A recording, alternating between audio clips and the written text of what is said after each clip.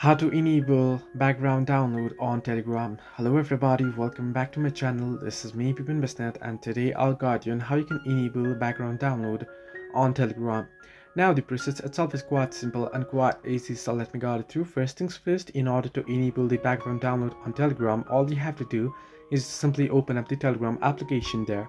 Once you do so, you shall get an interface somewhat like this.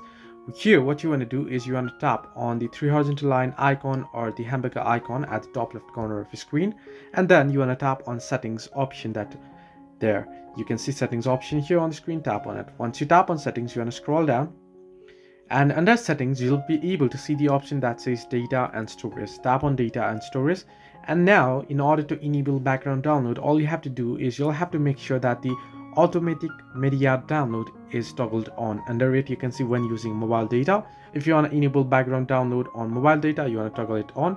If you want to disable it, you want to disable it. If you want to do it on Wi-Fi, when connected to Wi-Fi, if you want to enable automatic media download, make sure it's toggled on, and when roaming you can toggle it on as well. So this way you can enable background download on Telegram. Hope this helped you. Do like and subscribe, and do not forget to leave a comment down below if you have any further issues.